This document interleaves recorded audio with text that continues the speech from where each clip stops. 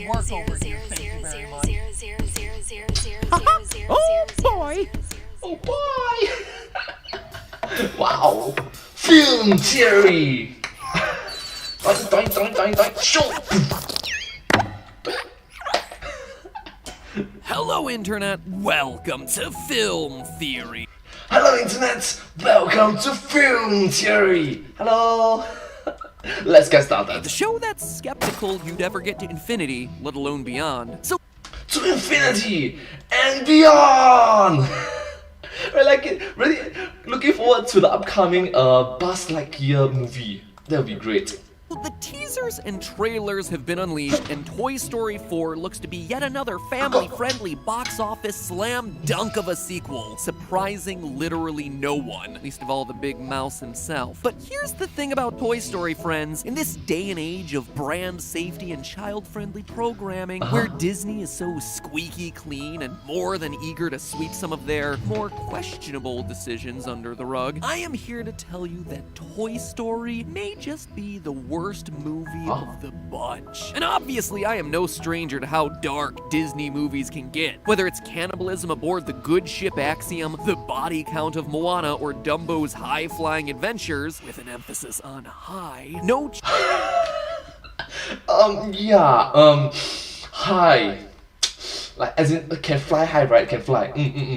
That's what I mean. Childhood memory is safe from the show, but up until now, I've decided to let Toy Story just kinda skate past my radar. I was more than happy to leave it as the beautiful, moving trilogy commenting on the realities of growing up that it was. But then you, Mouse, had to push your luck. You had to go in for yet another sweet, sweet taste of that money-making nectar. And in the process, you summoned my wrath. And now I'm here today to prove to the world that Toy Story is undeniably the sickest, most twisted, darkest G-rated movie you could imagine. That these tales of toys just trying to make their humans happy is instead a dark picture of inescapable slavery headed towards eventual disaster. Today's episode, loyal theorists, is dark. We are talking incinerating every character you love in a furnace levels of dark. That's right, folks, we're talking Pixar dark. And I'm not even hyping this up for dramatic effect, it is a literal statement of what we are covering today. Okay, so, I'm sorry. Please forgive me, for this episode, it's going to be very dark. My deepest apologies. Please forgive me.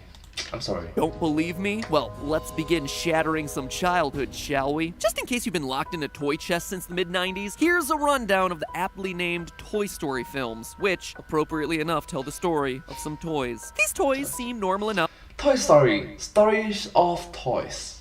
when humans are around, but when left alone, they come to life. The toys love their owner Andy, and they go to extraordinary lengths to be with him. The original Toy Story film is all about the arrival of Buzz Lightyear, a cool new toy who threatens to unseat Woody as Andy's favorite. And the original film have a lot of different wonderful adventures involved. It's like, high five! Yeah, yeah, bingo. Yeah, something like that. It's awesome. Eventually team up against the kid next door, a promising young man who seems destined to become a neurosurgeon one day. No one's ever attempted a double bypass brain transplant before.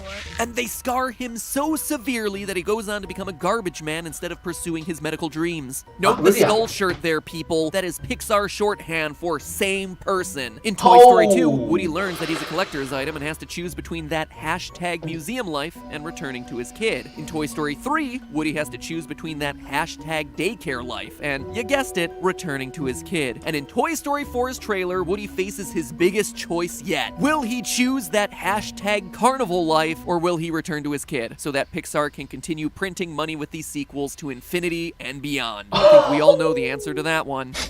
Now, with all that context out of the way, let's hop into the theorizing, shall we? Imagine for a moment that you're a toy in Toy Story. Start with you coming to life. Now, at this point, you've probably already assumed that a child's imagination is what indeed gives a toy life. But in case there was any doubt about it, the Toy Story 4 trailer officially makes it canon. Bonnie made a friend in class. No, she literally made a new friend. Kids are essentially the gods that giveth life in the Toy Story verse. And So technically speaking, if you think about it, what the story trying to say is that we are gods. You are gods.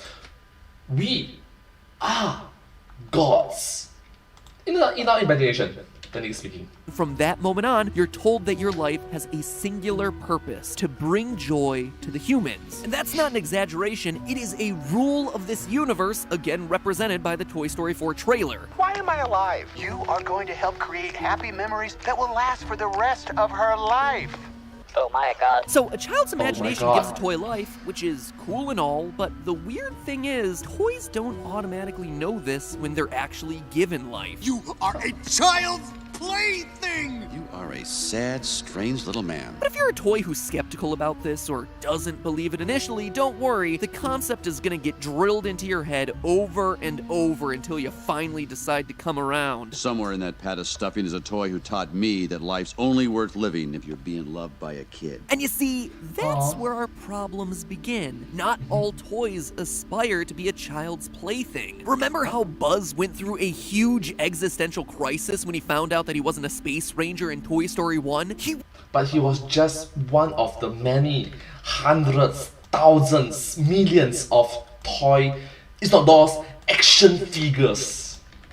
Was devastated to learn that he wasn't unique, that the identity he statue. What the? He thought he had for himself was a complete fabrication. What really got me thinking about this, though, was the Toy Story 4 trailer again, where we meet Forky, who's going through an existential crisis of his own. I am not a toy. I was made for soup, salad, maybe chili, and then the trash. But don't worry about toys like Buzz. By the end of the movie, he comes around. He learns that toys do in fact have worth. Worth that is entirely dependent on being subservient to the whims of their masters. Okay. I mean children. Kids who really appreciate the sacrifices that the toys are making on a day-to-day basis. Quick, make a space! This is where the spaceship lands! Who am I kidding? These masters don't even realize they're alive. The toys are born into a system where the very fact that they are alive is kept in the closet, both figuratively and literally. A world in which they are terrified of humans seeing them as they really are. Andy's coming, everybody! Back to your places, hurry! Think about it. Toys are literally imprisoned in boxes and bedrooms until a human child decides it's time to play with them. And you can't see it because this is all voiceover, but I am tossing strong finger quotes over the word play there because this so-called playtime is 100% free of toy consent. Whatever that child wants, that toy must oblige. Consider all those poor, disrespected Barbies. And it's not like they can't be alive in the presence of humans, it's that they won't. They're too scared to be. When the chips are down, sure, they'll reveal themselves to humans if they have to. So play nice. But the norm is just to lay there and let your human do whatever it wants with you, and then cast you aside when they're done. And despite it all, the toys still show unconditional love to their kids, something we all get sniffly over in the theater because Randy Newman is singing about friendship or whatever. But if you start peeling back the surface layers, that shot of Jessie looking longingly out of a window is really just a textbook case of Stockholm Syndrome. When you look at what the toys go through and what they have to do to maintain the status quo of this society, it's a system that outright denies toys self-determination, then doesn't even allow them to make their own existence known. But humans are the ones who gave them life in the first place, so it makes sense. I hear you saying down in the comments, and sure, you are more than welcome to believe that. That is totally fine with me, but before you make your decision, let me also ask you this. You didn't get a choice in being born, did you? And so you would also be okay being the plaything of your parents? You know, the people who gave you life without your knowledge? Just asking. So, as a toy, that's your life. That's true, that's really true. A lot of things to consider, to take in upon.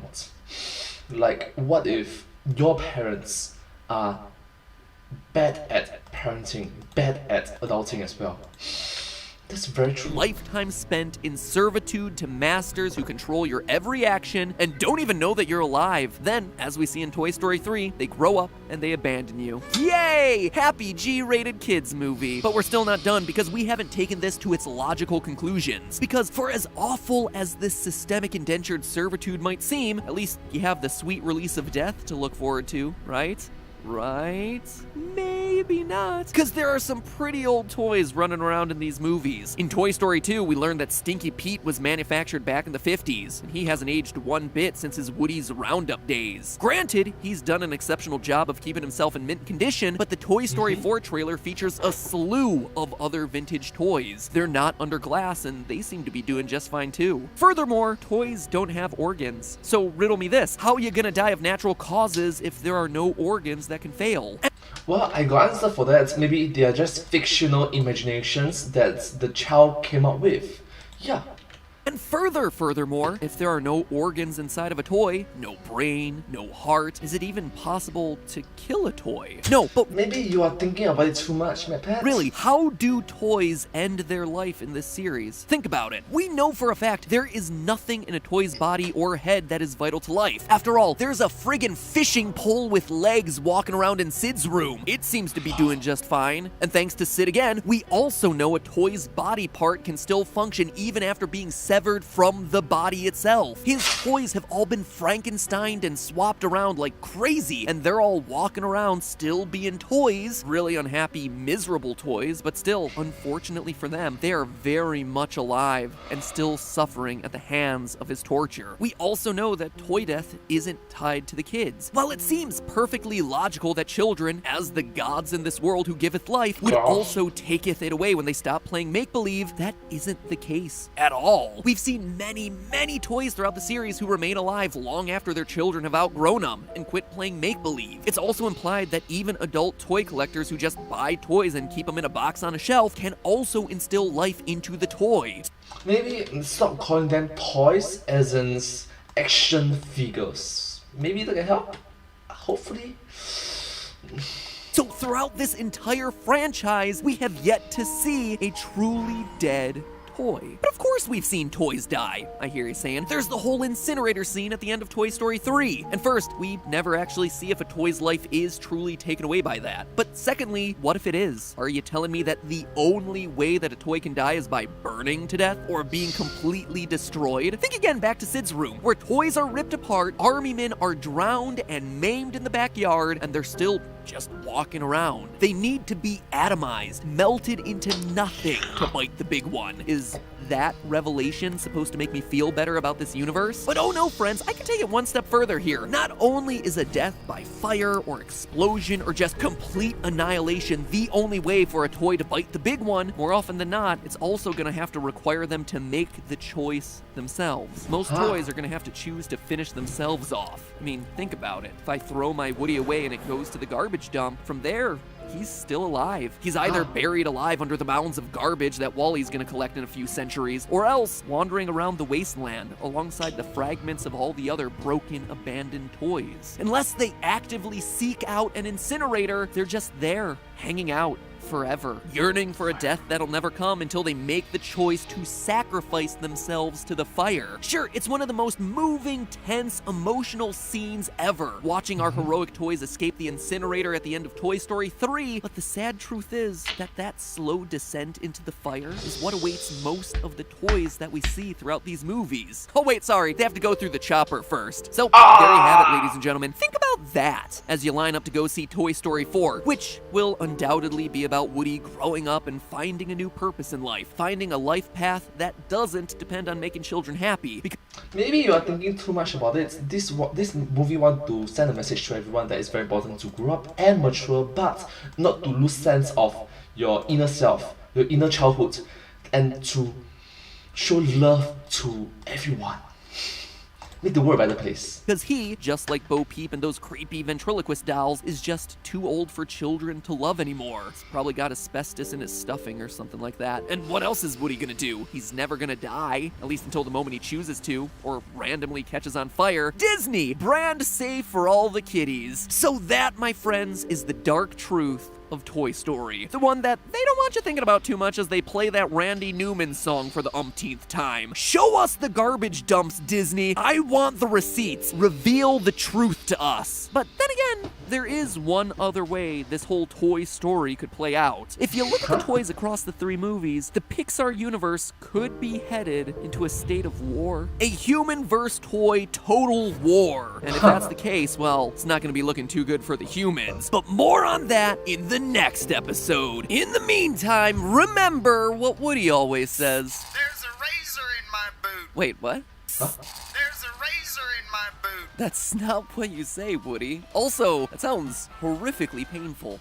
Do you wonder how this cowboy gets his clothes clean shaved? No, actually, no one ever has, but let me guess, because you're a member of Dollar Shave Club. Wow, who knew that this beloved animated character would also support our sponsor for today's episode, Dollar Shave Club. Now, by this point, you're probably just like old Woody here. You're familiar with the old DSC, delivering top quality shaving products to your door at your own personal pace. You find that incredibly heavy-duty executive razor in a box on your doorstep rather than your boot, Woody. But what you may not be as familiar with are all the other amazing hygiene products that they offer, from tooth care to skin care to butt care. And even though they're named for their shave, of everything that they offer, I gotta say their shampoos and conditioners are actually my favorite. They smell amazing, and they give my scalp that clean, so fresh it makes your head tingle. You know that feeling, right? It is the best, which is why I'm so excited about their new Hawaiian Ginger Face Cleanser. As a guy, I've never been a big fan of washing my face with soaps and lotions and all that. It's gross, I know, but heck, that was just me. How dirty is my face getting on a day-to-day basis, really? But now that I'm older and trying the sample, I finally get it. It feels great, it smells great, and heck, it really keeps my complexion staying clear. And if you're interested in trying it and being convinced just like I was, you can do it now for just $5, which will get you their shave starter set. The razor to end all razors, the executive, a cassette with 4 additional razor refills, a tube of their classic shaving butter, and the chance to sample that new Hawaiian face cleanser of theirs. All of that for $5. That is less than the cost of a fancy cup of coffee, and you've got yourself like your hygiene covered for the next month. Like I said, the starter set is just $5, and after that, a restock box ships with regular sized products at a regular price at whatever pace you feel comfortable. So join the club, friends. Dollar Shave Club. Link is down in the description. dollarshaveclub.com/MattPat. That's dollarshaveclub.com/MattPat. Feeling fresh. Well, thank you so much for watching this video together with me. I hope that you find this video very interesting and just a unique video to watch. If you do like this video, please remember to like, share, and subscribe to my channel. Once again, this is like, share, and subscribe to my channel, and comment down below if you have any share with us. Don't forget to follow my channel, and I sincerely appreciate all of the support and encouragement for our work. Very uplifting, very motivating, and very encouraging for me to continue doing it. Thank you all so much. Sincerely grateful and appreciative for all your support, positivity, and awesomeness. But hey, that's just a theory, a film theory, and cut. And I hope to see you all in my next video. Bye bye! Subscribe, thank you. Alright, there's one more video down. Let's try and get 5 videos. My left eye is twitching. I need to have better sleep. I really need to have better sleep schedules.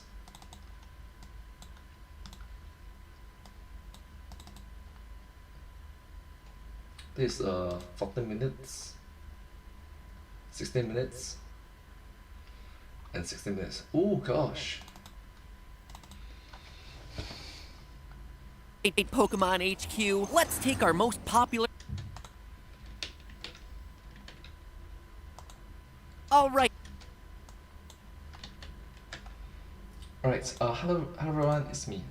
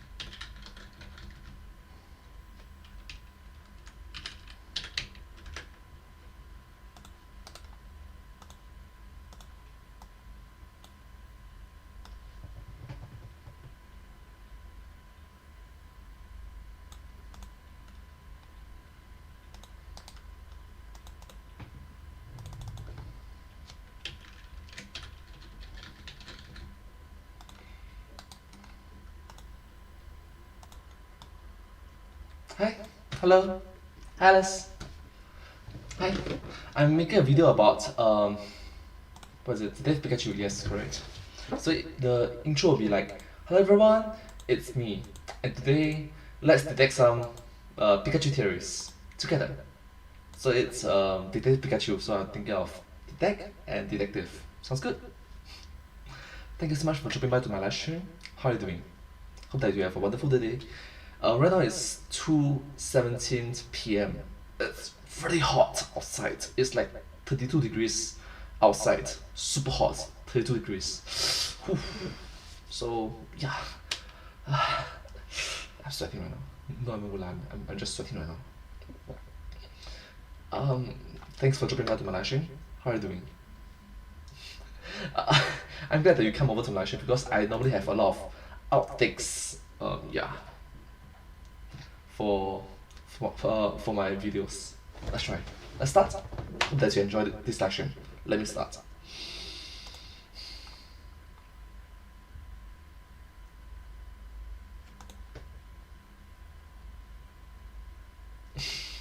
I choose you, Pikachu, Pika Pika. Hello everyone, it's me, and today let's detect some Pikachu theories together. Let's go. Oh, sorry.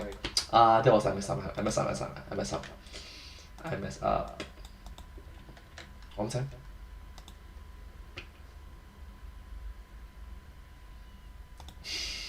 I choose you, Pikachu, Pika Pika. Hi everyone, it's me, and today let's detect some Pikachu theories together. Let's go. Pikachu. Alright, Pokemon HQ, let's take our most popular character, recreate him in loving detail, cast the internet's favorite voice of sarcasm, adhere to established canon, and drop in a lot of Easter eggs to fans of this series. Movie, I choose you! Meanwhile, over at Sonic HQ! Yeah, guys, let's do what they did, but change everything about the character, remove any ties to established lore, and set the whole thing to classic gangster rap. Come on, money. Hello, Internet! Welcome to Film Theory! Hello, Internet! Welcome to Film Theory! Hello! Hi. They actually changed the YouTube dislike already. The show that's kinda cringy when it tries to be funny, but at the end of the day is still endearing. Just like Detective Pikachu! Hey, so based on the internet's collective reaction, it seems like we finally got ourselves the first great video game movie of all time. Don't overcook it. It's fun. It's good. It's enjoyable. It's about as good as a live-action Pokemon film could be. I'd probably say it's the first watchable video game movie. Okay, dialing back the praise here, the first watchable video game movie of all time. You must understand that I would like to be in the world of the Pokemons in Detective Pikachu, but the plot, the lore, the storytelling is good, but it can be improved. Now, in all honesty, I saw it last night, and I have to agree, it was just a lot of fun. Nothing groundbreaking, but it was just a really enjoyable movie to watch. And as an experience, it confirmed a lot of things for me. Ryan Reynolds, still funny. Pikachu, still adorable. Mr. Mime, still probably creeping on kids at night. But more so than any of that, Detective Pikachu seems to have provided the final pieces of evidence needed to confirm one of the longest running and coolest Pokemon theories that's been kicking around since the first generation of games way back in the 90s. What is it about? From the 90s, literally decades of theories. Process of solving the mystery of what happened to Tim Goodman's father, Detective Pikachu may have also just solved a much more important mystery, a case that's been open for over 20 years.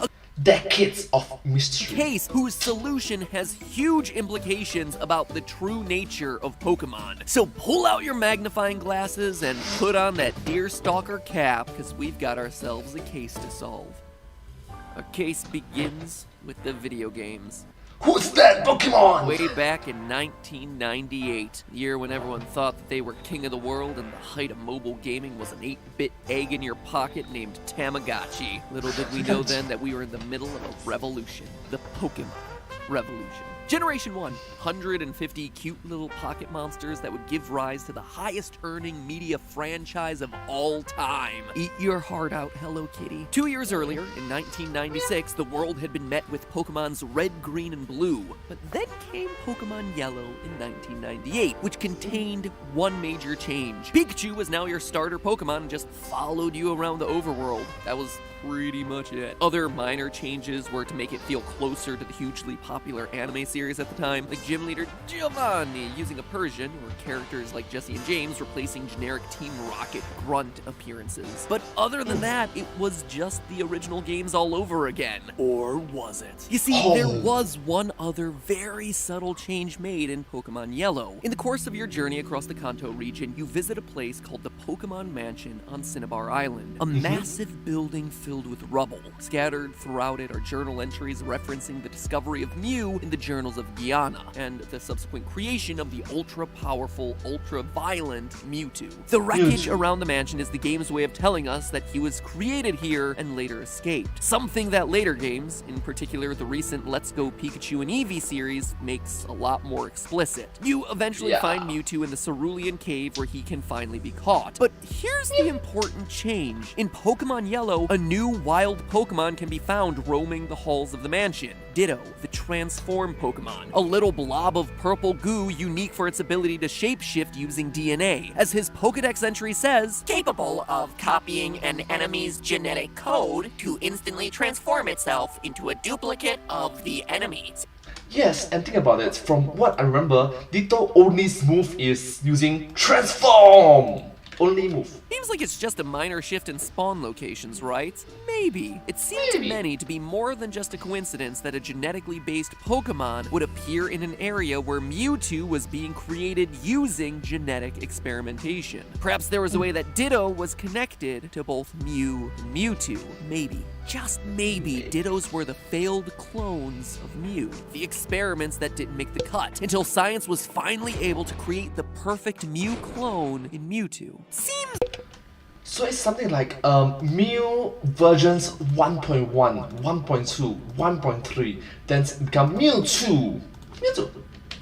Like it's a bit of a stretch, right? Theorists like me grasping at straws. All they did was change one spawn location. But the closer you looked into this thing, the more details started to line up. The connection between the two only got stronger when players noticed that, again in Yellow, the only other spawn location for Ditto was the Cerulean Cave, where Mewtwo winds up hiding out after his escape from the mansion. So wherever Mewtwo was, Dittos seemed to follow. It was So, is there a coincidence that the game developers wanted to share? Very sus. Very sus. It's enough to get theorists like me to start looking closer. And boy howdy did we ever find a treasure trove of evidence. The similarities between Mew and Ditto are undeniable in the games. True. They have the exact same weight of 8.8 pounds. They're the only two Pokemon that are able to learn the transform move purely by leveling up. Even their coloration seems to match. I mean, sure, Ditto is usually purple and Mew is usually pink, but sometimes, in some iterations of the game, Mew is purple, and sometimes in some iterations of the games, Ditto is pink. And in Detective Pikachu, the Ditto was definitely much more in the pink spectrum. But there is no denying that all the time, both Ditto and Mew have shiny forms that are both the same shade of light blue. And this is all just the superficial stuff. If you dig further into the game's data, even the numbers tell the story of how they're connected. Each Pokemon has base stats that govern their basic attributes like HP, attack, defense, speed, etc. Mew is a regular jack of all trades when it comes to his base stats. He has equal base stats across the board. If you look at Ditto's base stats, you'll find the exact same thing. Identical base stat distribution across the board. Now, all of Ditto's are 52% lower than Mew's, but it's exactly 52% for all 6 of the main stats. The distribution of those statistics is identical. It's almost as if Ditto were a weaker copy of the original Mew, and there's the point. Ditto isn't Mew, it's an imperfect copy. It's the result of failed cloning experiments. Cloning experiments that eventually give rise to Mewtwo, and leave the little pile of gooey DNA Ditto over there in the corner, wandering around looking for stuff to do. Kind of a weird Pokemon. All of it adds up to a very compelling amount of circumstantial evidence, but for the 2 decades since Yellow's release, that's all it's been. True, there's the circumstances evidence, but having said that, I recognize that MatPats understand that is the correlation doesn't mean causation. So he's gonna give me a lot, share us with a lot more points to take into factors about it. Circumstantial. A bunch of similarities never outright confirmed by any singular piece of Pokemon media. And then came Detective Pikachu. Let's lay out what we learned from the movie. And yes, we're gonna have to have some minor spoilers here. Not the big twist of what happened to Tim's father or anything like that, but for... Alright, so I'm sorry, spoilers ahead. Sorry. Alright, let's get to it. For the smaller mysteries that are uncovered along the way, I'll give you 3 seconds, so you can use that time to click away, or click the subscribe button to get notified of every time we have a cool theory like this one. Help this channel. subscribe, ring the bell, and thank you so much for liking, sharing, commenting, and follow my channel. Thank you. Get to 10 million subscribers, please. It would be great to get that glorified paperweight. Yes, you got 10 million subscribers. Yes, you got it. Awesome. All right, Congrats. all good? Congrats. Everyone ashore who's gone ashore? Fantastic. Within the movie, it's mentioned that Mewtwo is a genetically altered clone of the ancient Pokemon Mew, confirming everything that we just talked about. But the movie goes one step further. They explicitly say that Mewtwo disappeared from the Kanto region 20 years ago. Now, the Kanto region is where the first games took place and where the anime began. Interesting coincidence, but nothing earth-shattering. It's that 20 years detail that really matters. You see, Detective Pikachu is coming out just over 20 years after the release of the Generation 1 games, and exactly 20 years after the release of Pokemon Mewtwo Strikes Back, the first ever Pokemon movie which was all about, you guessed it, Mewtwo's escape. It's all connected, and that's not even speculation. It is something outright confirmed by the screenwriters in an interview they did with Polygon. Quote, the implication, which the screenwriters confirmed to Polygon, is that this is the same Mewtwo from the canon universe. End quote. I mean, I gotta quibble with them saying the canon universe because it's like, which canon universe are you talking about? But hey, I will take it. So we have an established and confirmed canonical connection between Detective Pikachu and the wider Pokemon franchise. Wow, that's incredible. There's the established and confirmed. Like it.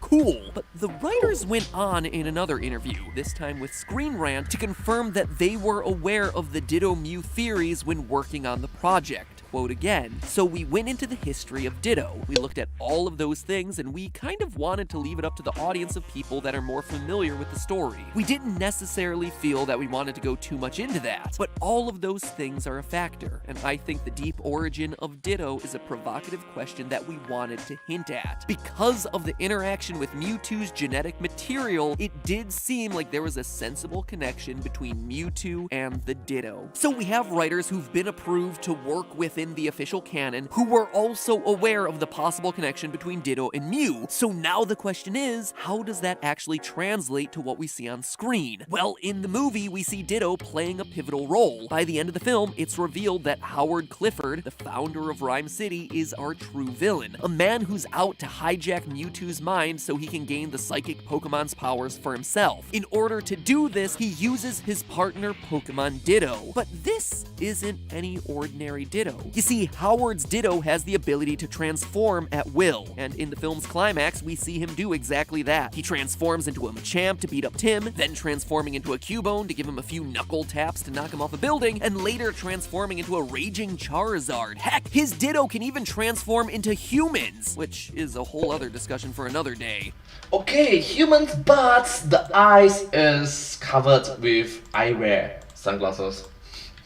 All of these behaviors, though, directly conflict with what we know about a normal Ditto's abilities. We're told repeatedly throughout the animes and video games that Ditto can only copy things it sees. In gameplay terms, this means that Ditto can't just transform into any random Pokemon, it always has to copy whatever enemy it's facing. But this isn't just a gameplay mechanic. It is something that's a part of this wider franchise's canon as established via various Pokedex entries. Ruby and Sapphire, Emerald, Diamond and Pearl, Black and White. Ditto rearranges its cell structure to transform itself into other shapes. However, if it tries to transform itself into something by relying on its memory, this Pokemon manages to get details wrong. A Ditto rearranges its cell structure to transform itself. However, if it tries to change based on its memory, it will get details wrong. It has the ability to reconstitute its entire cellular structure to transform into whatever it sees. This is further supported by what we see in the anime. The first Ditto we meet in the anime are the ones belonging to the copycat Duplica, and in her episodes we learn that Ditto are only capable of transforming into Pokemon that are physically present, and that this is a limitation of the species as a whole.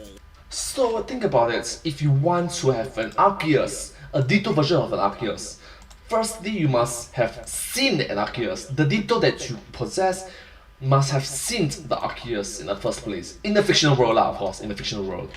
Likewise, all the other episodes that have Ditto only show Ditto transforming into Pokemon that are present for it to copy. Across all of our research, there were 0 canonical cases of Ditto randomly shape-shifting at will without having a Pokemon nearby to copy. So for Howard's Ditto and Detective Pikachu to cycle between forms so rapidly and so precisely, forms that it's not seeing and is still able to replicate flawlessly, it must be some kind of Super Ditto. Something that we haven't seen in this series before. Something that was artificially birthed out of a laboratory off of Mewtwo's genetics. So it might be something like, instead of Mewtwo, it'd be like Mew 1.9, 1.99. Remember that all this time, the working theory that we've been trying to prove is the connection between Mewtwo and Ditto. That, like Mewtwo, Ditto was also born out of the same genetic testing. Now, in Detective Pikachu 20 years later, we see Ditto and Mewtwo connected yet again. Howard Clifford is doing genetic experiments on Mewtwo in the outskirts of Rhyme City, and in the process produces a Ditto with powers that surpass the other members of its species. Tim says, what kind of Ditto was that? That was one of my father's genetic experiments. If you were looking for the final piece of confirmation for the link between Mew, Mewtwo, and Ditto, this is it, and probably as explicit as we're ever gonna get. Ditto is made out of the genetic stuff that Mew and Mewtwo are also made out of. It is more possible now than ever that Ditto is just a bunch of failed protoplasm coming out of Mew cloning experiments. Back in 1998, it was all about creating the first forms of Mewtwo, and the random regular Dittos that spawned out of that process. Now,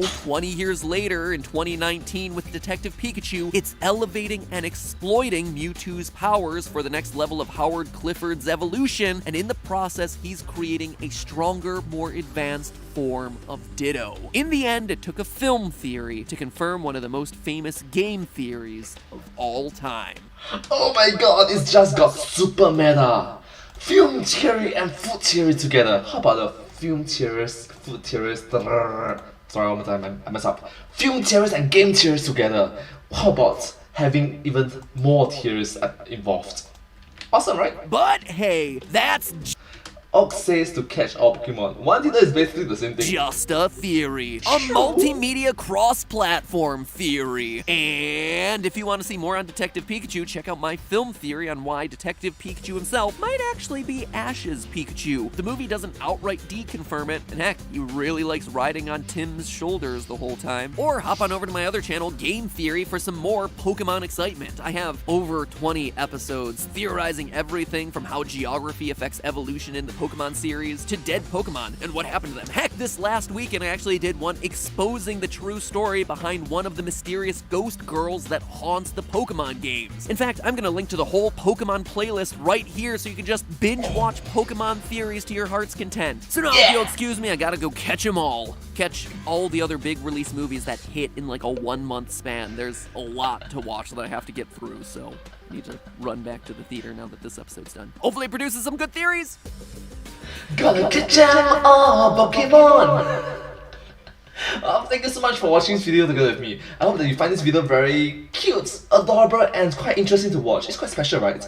If you do like this video, please remember to like, share, and subscribe to my channel, and comment down below if you have anything to share with us. Don't forget to follow my channel, and sincerely appreciate all of your support and encouragement for my work. Thank you all so much, and I hope to see you all in my next video. Bye! But, hey, that's just a theory. A film theory. And cut. Thank you.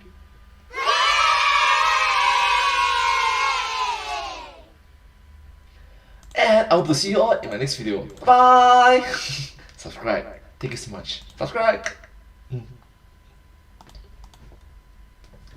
Alright, that's good. There's 3 videos down, 2 more to go. My left eye is twitching really badly.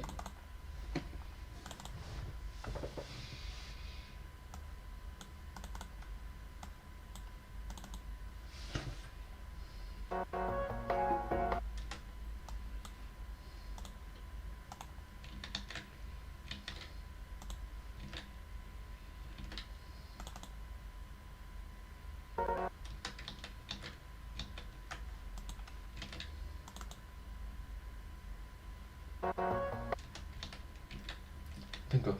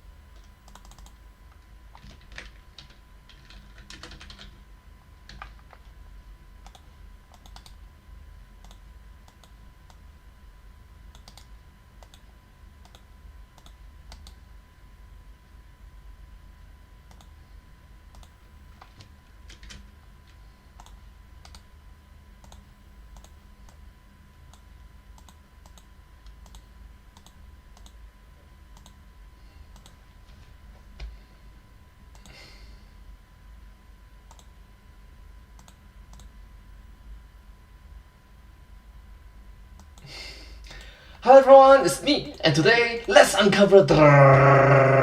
I messed up.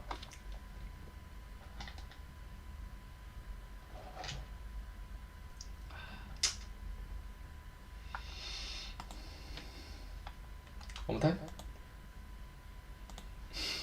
Hello everyone, it's me. Gosh. Hello everyone, it's me, and today let's uncover this lore together. Let's go. Theory 58. What? Huh? Interesting. Emergency alert. Issued theory warning. Don't look away.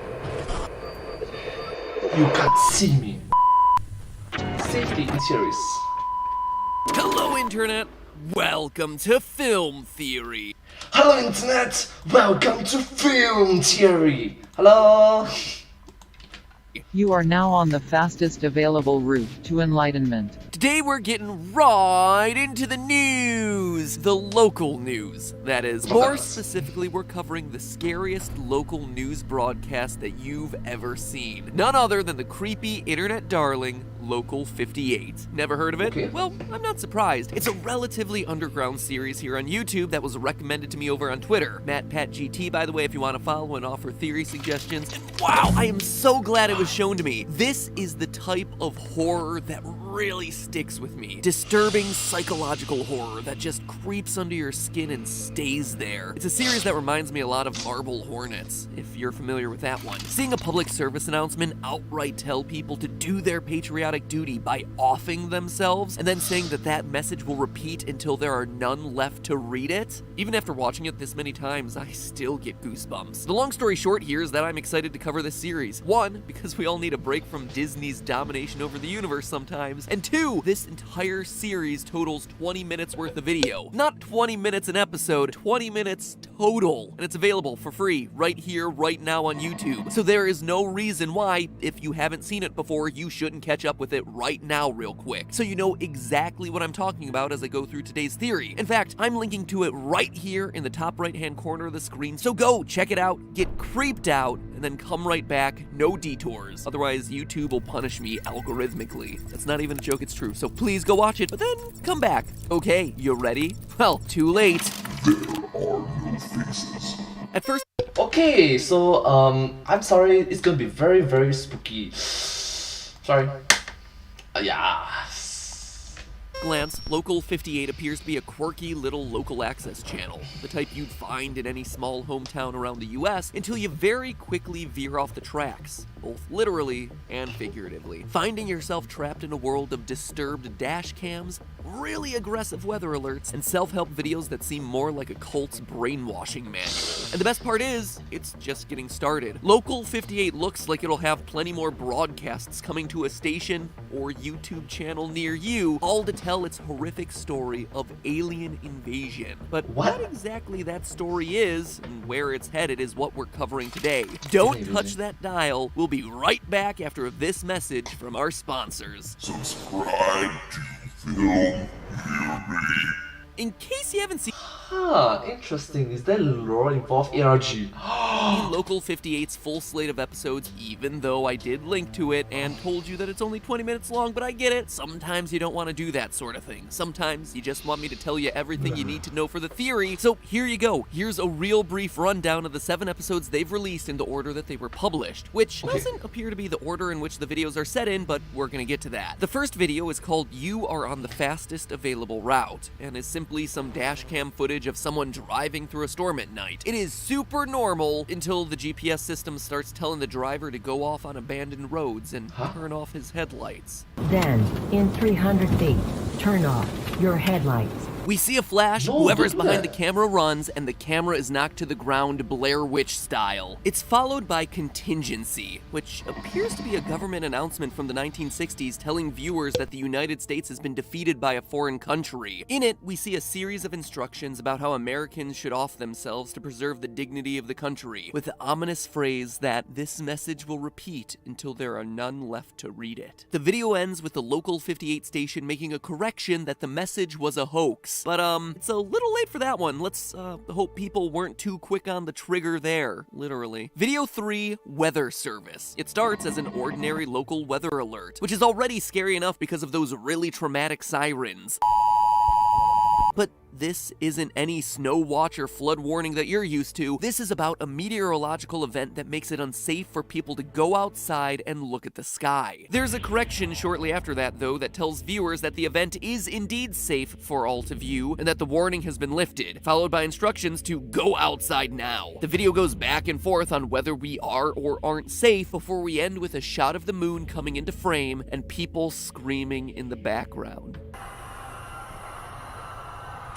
Scared yet? The fourth video station ID is largely the same, with a few new messages like, look away, it does not matter. There are other receivers, safety in numbers. It also tells us that the frequency of the channel is 476 megahertz. Judging by me pointing this little detail out, you might rightly assume that this will become important later on. Moving on to a show for children, this one's all about a cartoon skeleton wandering through a graveyard at night, so pretty standard children's programming for 4:15 in the morning. The skeleton lies down in his own grave and dies when the moon passes over him. You might be sensing a pattern here. Video number 6 is called A Look Back, and it initially appears to be just a recap of programming on the channel before it gets interrupted by more messages that say, we send signals to ourselves through their domain. Did we really believe they wouldn't add their own? And lastly, the most recent video is called Real Sleep, and it's probably the weirdest of the bunch. It initially looks like an instructional video about how to get the best sleep possible, but true to form, things start getting weird when it goes through an exercise that attempts to erase the concept of facial recognition from the viewer, then bombarding them with subliminal messages like, this is your time now, there is work to be done, we are our own gods, you owe the messenger. And that's the channel, my friends. So what on earth does all this mean?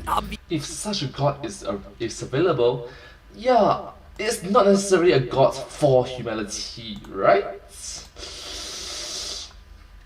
Obviously, we got ourselves themes about sleep, the moon, and messages coming from outside of Local 58's broadcasts. That makes the conclusion that we're seeing something to have to do with aliens a pretty easy one to deduce, but it also leaves us with 3 main questions. 1, what are those aliens doing through Local 58? 2, what do they want? And 3, why are they interfering with local broadcast networks when they could very easily just be watching syndicated early 2000s episodes of Frasier? Let's start first with what we believe the aliens are actually doing, which is hijacking the radio signals through Local 58's airwaves. Interestingly, hijacking radio signals for public television is a thing that's happened throughout history, though not by aliens, at least that we know of. One of the most famous examples is the Max Headroom Incident from 1987. A local TV station in Chicago was playing an episode of Doctor Who when the transmission was interrupted by a strange, rambling figure in a rubber mask of 1980s cartoon personality Max Headroom. This goes on for nearly 2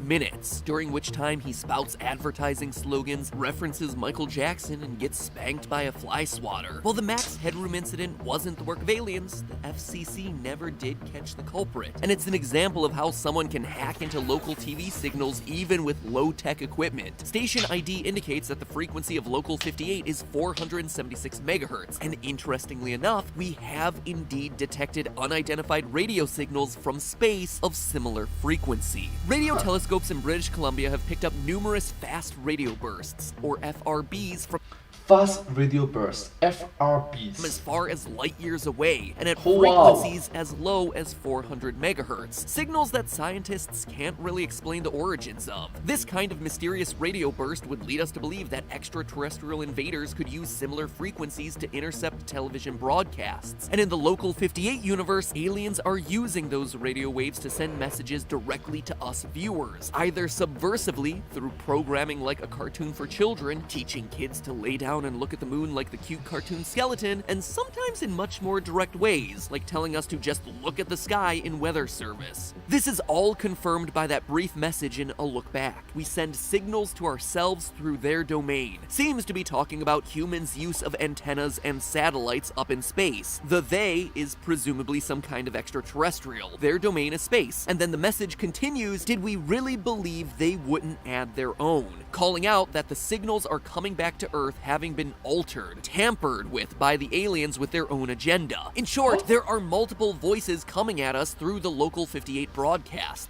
So it's something like, let me see. I hear voices in my head, they talk to me, they understand, they talk to me. One coming from the aliens and one coming from someone else, either a scientist or someone working at the station who knows what's going on. We see them fighting for control of the screen and weather service. First we're told to remain indoors, do not look at the sky, but is then followed seconds later with the meteorological event is safe for all to view. Warning has been lifted. But that all brings us to question number 2. What do these aliens want? I mean, the goal is clearly for us to look at the moon, as demonstrated by the cartoon and the weather report, but why? In this case, it seems like the series still has some unanswered questions, but we're clearly dealing with some kind of lunar bird box situation, where as soon as you look at the moon, you die, or you go crazy. While the mechanics of the actual moon kill are unclear, it seems like they're exerting an influence by hijacking people's willingness to follow instructions that they hear on the news. It's counting on the fact that we as humans believe what we're told on television and will follow it without question. There's no bolder example of this than the instructions that are found in Contingency. This is by far the most chilling video of the series, which appears to play an emergency broadcast segment that was supposed to have been destroyed back in the 1970s. It looks like a message that's related to the Cold War, an era in which nuclear tensions were high. The threat Literally more than half a century ago. Of death from above was more real than it ever had been in America's history, and the anti-communist bloc propaganda was everywhere. In other words, but you must understand that society changed, time changed, people changed, value system changed, especially when it's like literally more than half a century ago. Come on, man, come on.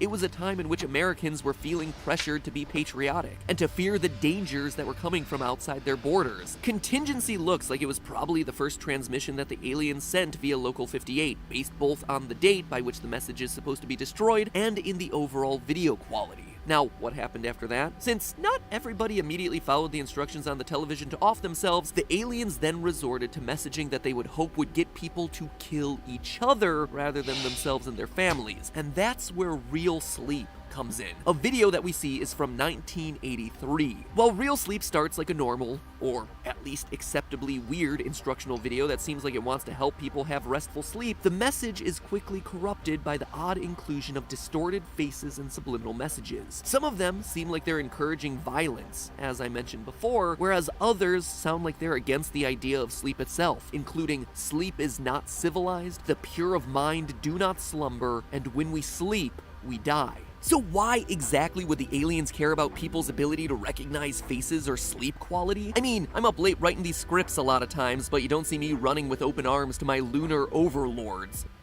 Why do they lie, trick, disguise, illusions, malinger? Why do they do this? In the lore itself, in the lore. Unless my lunar overlord... In the story then, it's a fictional story. Wendy's late night snack menu. No, it's not to make people docile or sleepy, it's to make them hate each other. Psychology studies show that a failure to subliminally recognize pain in other people's faces and sleep deprivation both lead to a decrease in empathy for other humans. If Real Sleep is trying to plant messages in people's minds about the work to be done, and then also blunts viewers' recognition of faces and conditions them to not sleep, all of it is pointing to a concerted mind-controlling effort that hopes to get humans to kill each other. All the videos, from messing with GPS signals, to messing with people's understanding of faces and sleep, to children's programming and weather alerts, and even to quote-unquote governmental warnings, all of it is pointing to one concerted goal for the aliens: wipe us out by using our signals to trick us into offing ourselves. Don't do that, come on, please don't do that. Please have empathy towards one another. You are humans, I'm humans. We are all humans. Let's stand together.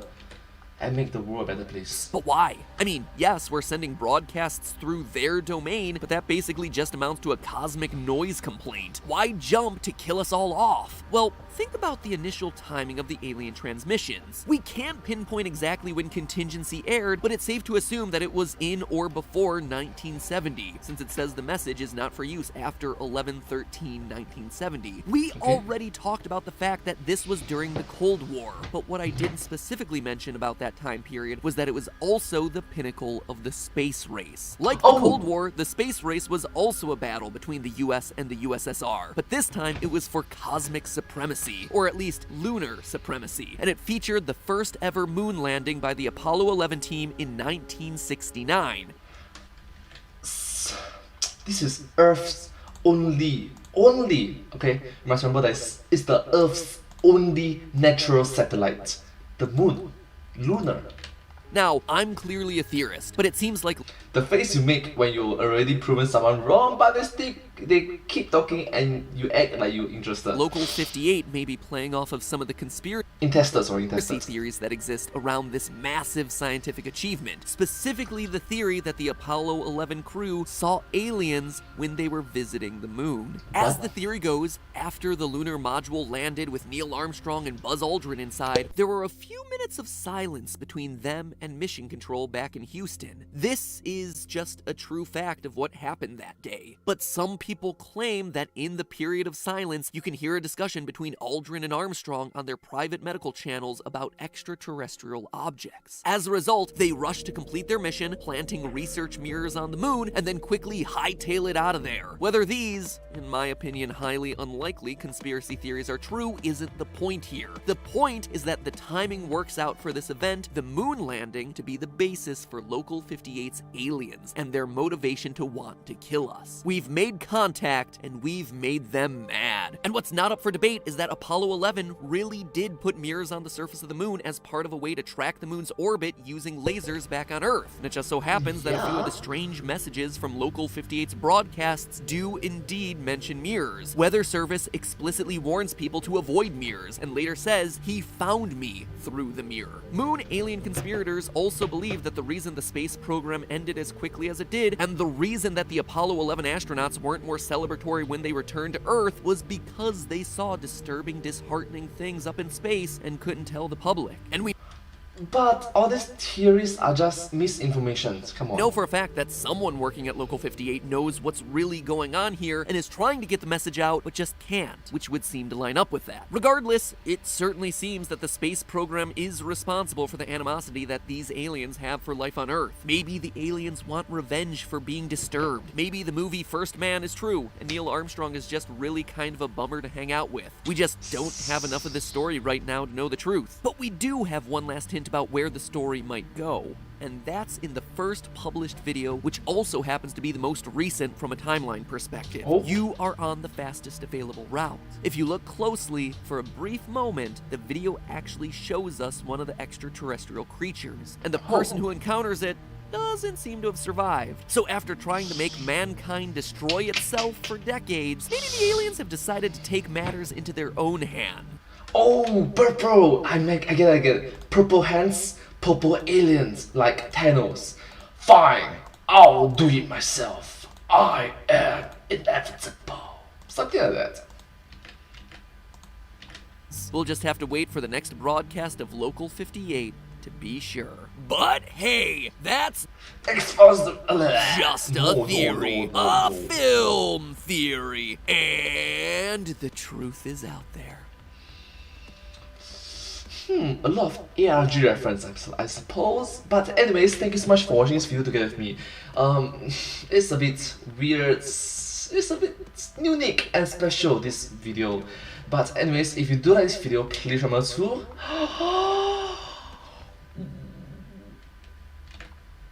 like, share, and subscribe to my channel, and comment down below if you have any share of us. Don't forget to follow my channel. I sincerely appreciate all of your support and encouragement forward. Thank you so much. It's very motivating and uplifting to see all your encouragement and positivity and your hopefulness. Thank you so much. You are all the best, and I hope to see you all in my next video. But hey, that's just a theory, a film theory, and cut.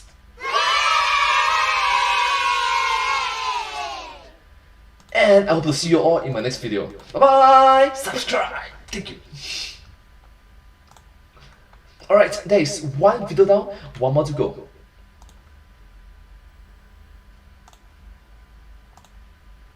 Hi Game Profits! Thanks so much for dropping by to my live stream today. Thank you. How are you doing?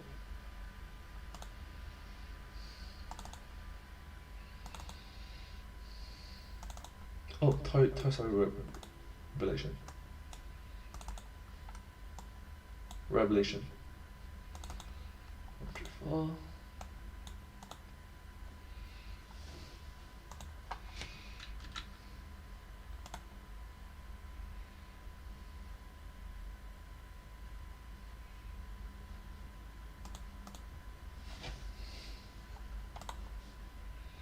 Right, so one more video. I off that.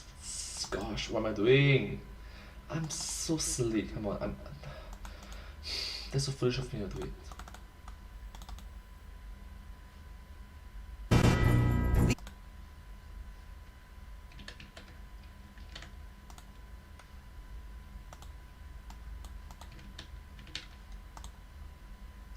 Alright, just fitting by. I'm sorry, but I can't stay this long all the time. Hopefully one day I can do this and watch.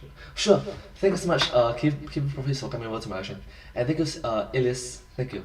Let's continue. Hello everyone, it's me, and today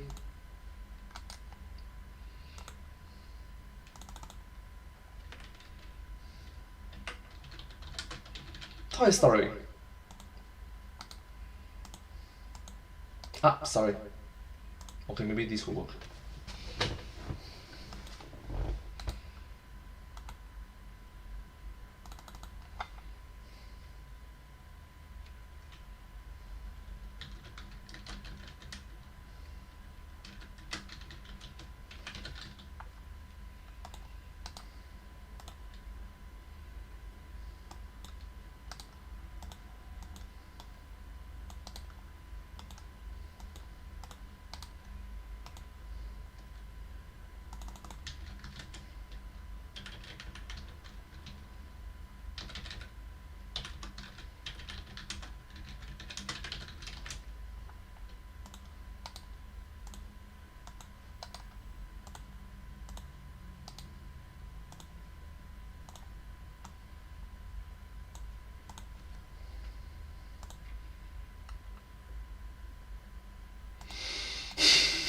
Hello everyone, it's me, and today, Toy Story! The love, the fun, one more time.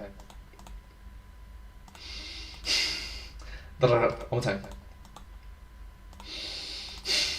Hello everyone, it's me, and today, Toy Story! The fun, the love, and the dark lore. Let's go.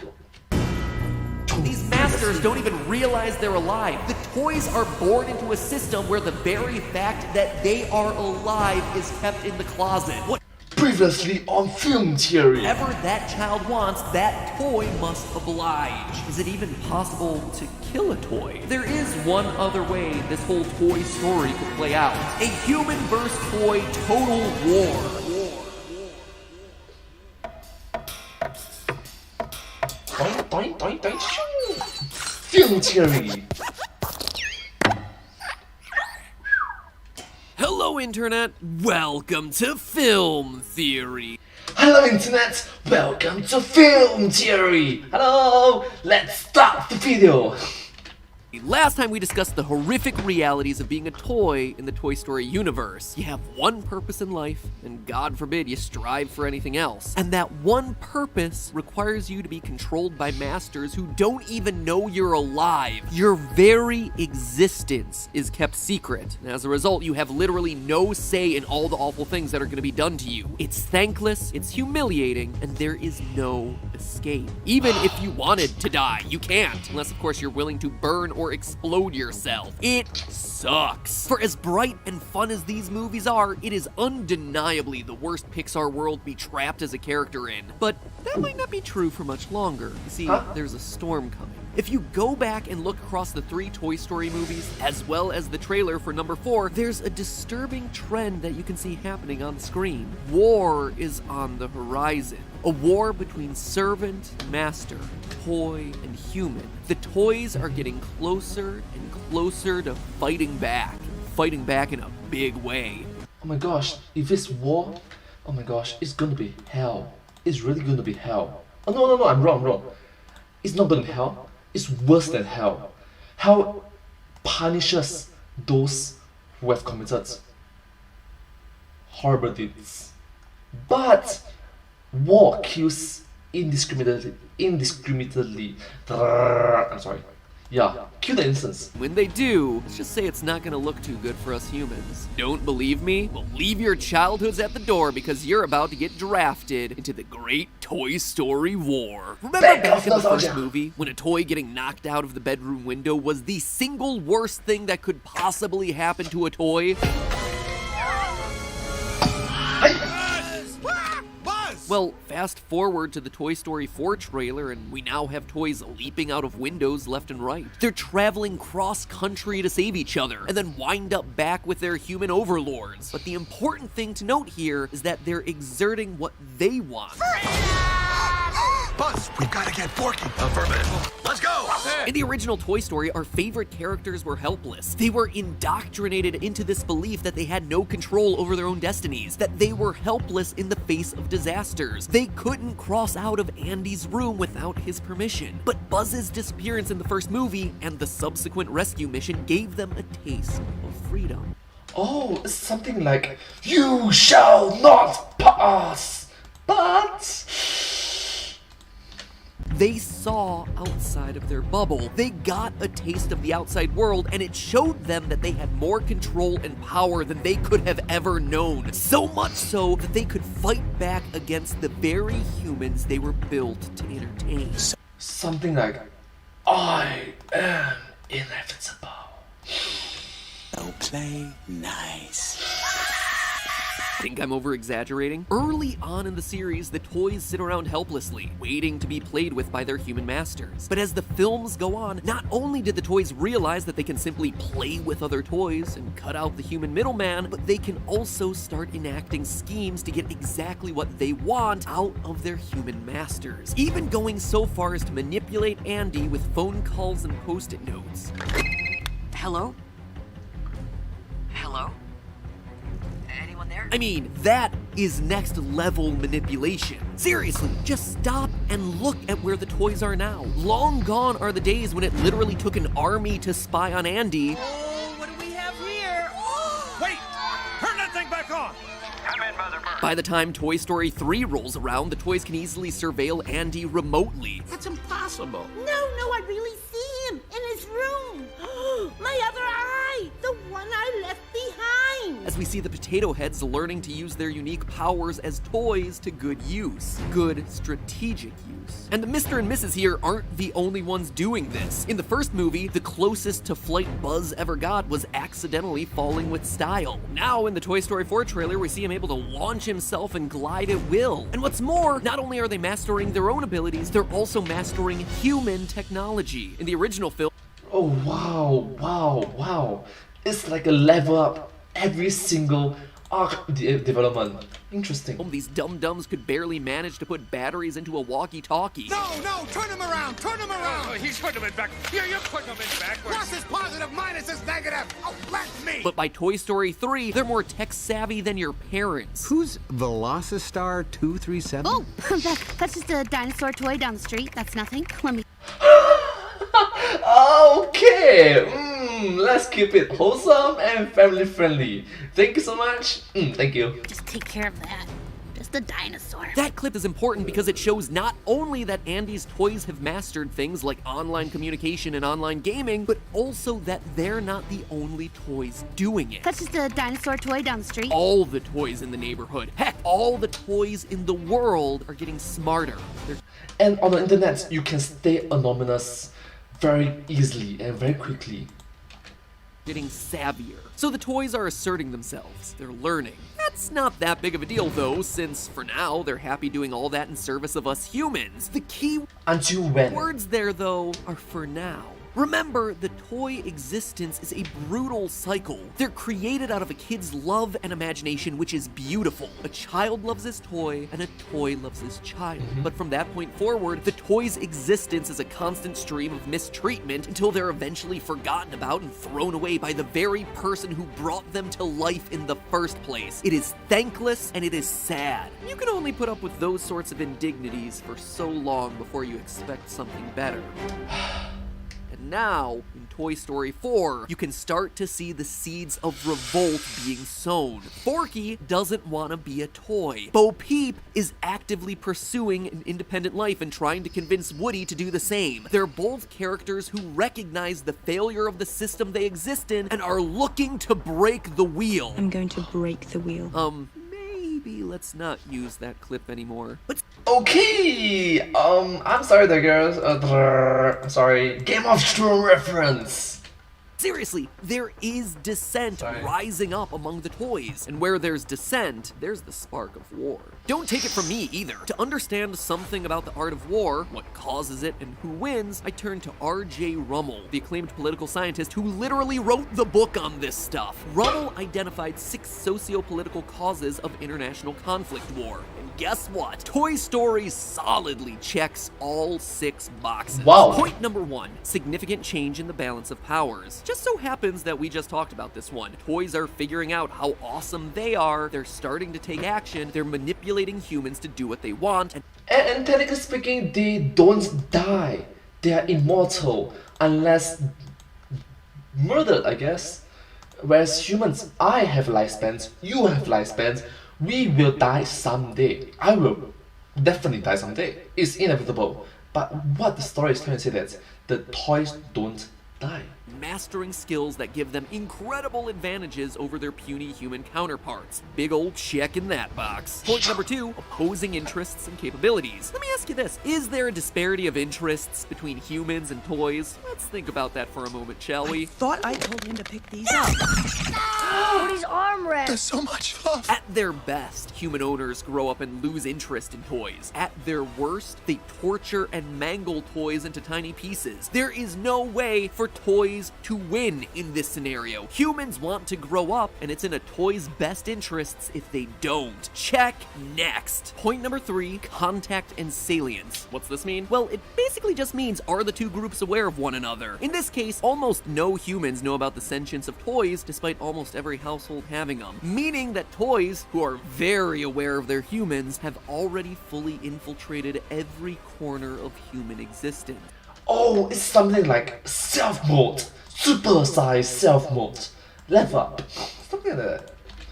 But still possess the element of surprise. It's like 6 billion Trojan horses have found their way into every home across the entire world. Are the two groups in contact with one another? You bet they are. Number 4, individual perceptions and expectations. Now, this one has to do with whether the two groups understand and empathize with each other's situations and feel the same things. If they do, no war. If they don't, the battle is on, baby. And in the case of Toy Story, well, this one's just laughable. Since toys are constantly heartbroken when their child grows up, well, the child has no perception of how their toy feels. They have no clue that they even have to meet the expectations of the toy in the first place. Meanwhile, all the toy knows is abandonment. After a cycle or 2 of that, the toys start to catch on. They start to grow bitter. They start to get angry. They start to become a lot like Lotso.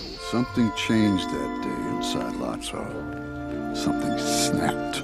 She replaced us. Lotso wasn't a villain. He was just a revolutionary ahead of his time. Point number 5, a disrupted structure of expectations. This one is all about whether the status quo has changed. Is one group starting to expect better, or at least different treatment? Well, the toys have started to get more frequent tastes of freedom. They're starting to warm up to the notion of self-determination. And with it, the entire slave-to-children social structure that's persisted up to this point in the movies is being threatened. Even in characters like Woody, who has been one of the strictest loyalists to the existing system. If someone doesn't want to abandon his kid, whether it's Andy or Bonnie, it is Woody. And even Woody's faith in this system is starting to shake. Woody, aren't we going to Bonnie?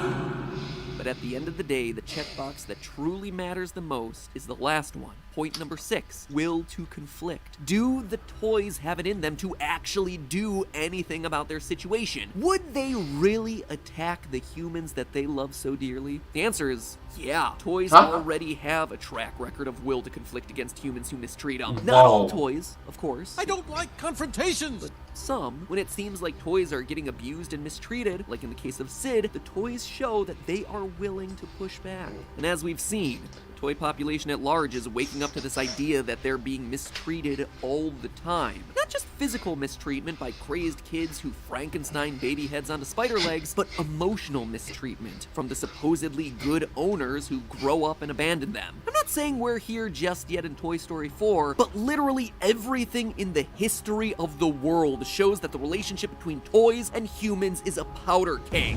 From a lot of history, learning from humans' history.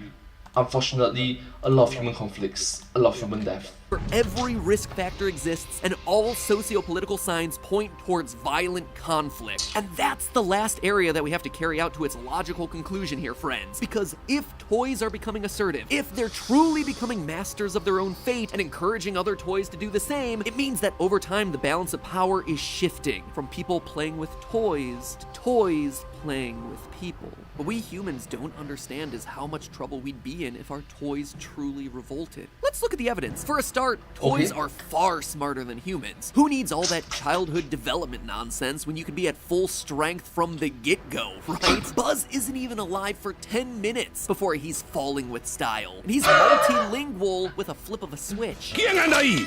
¿Amigo?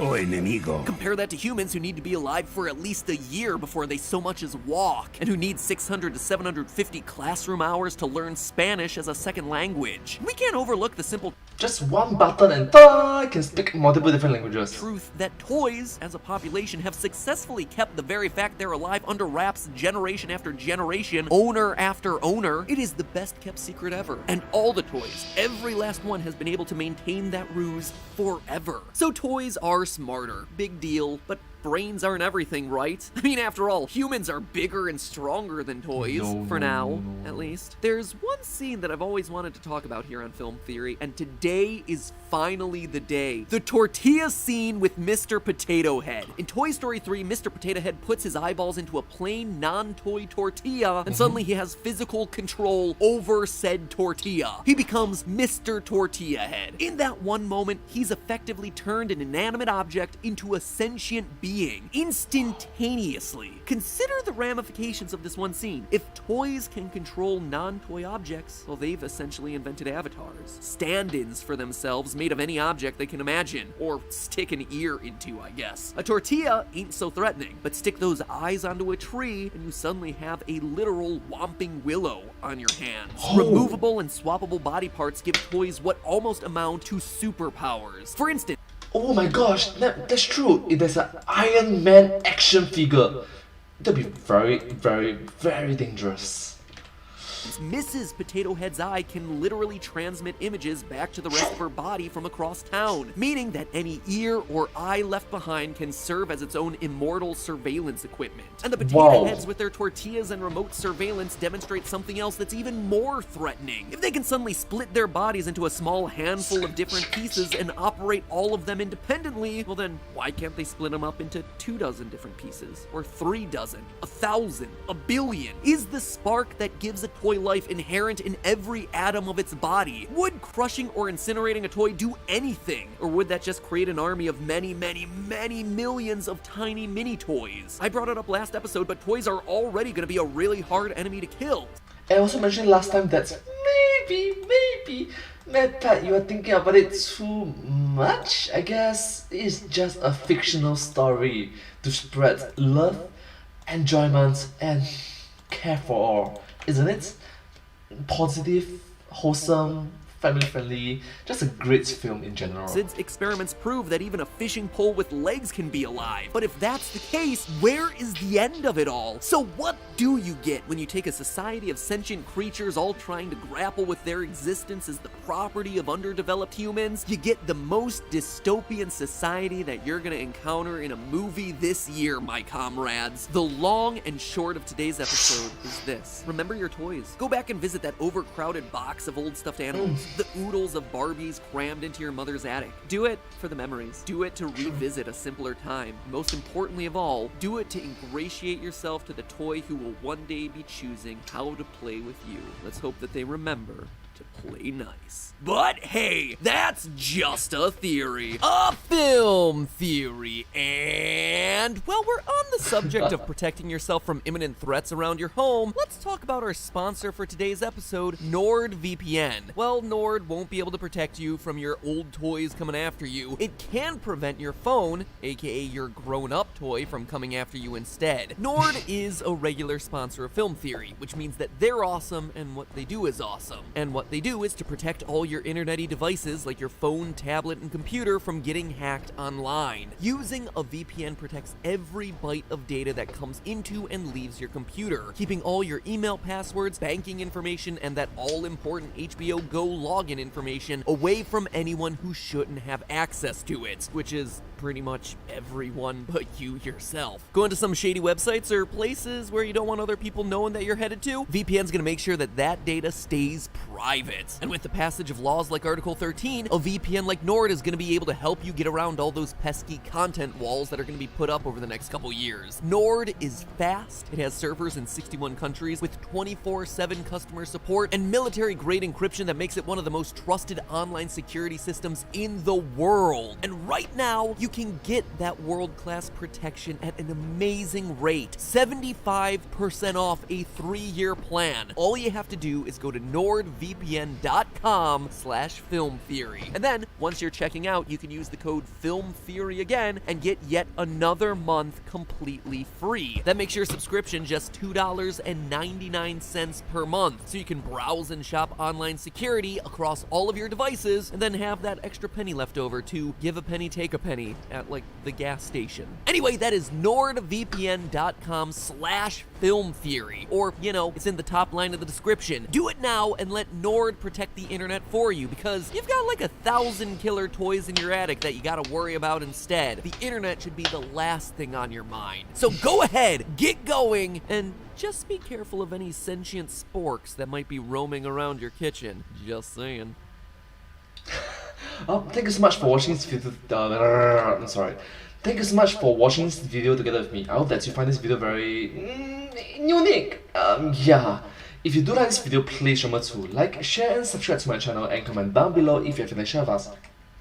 Don't forget to follow my channel, and sincerely appreciate all of your support and encouragement for my work. Thank you so much. It's very uplifting and motivating for me to continue. Thank you so much. And I love to see you in my next video. Thank you so much for positivity and sincere gratitude and appreciation for all of you. Thank you so much. But hey, that's just a theory. A film theory. And cut.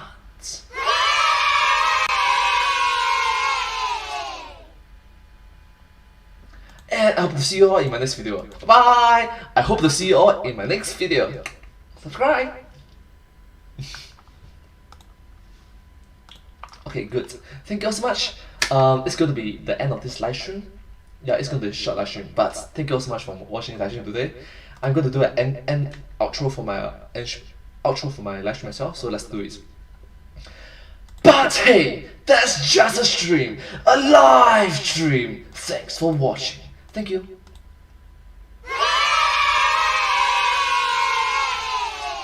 And I hope to see you all in my next live stream. Bye bye. Once again, please remember to like, share, and subscribe, and comment and follow. Thank you. Bye bye. Thank you so much. And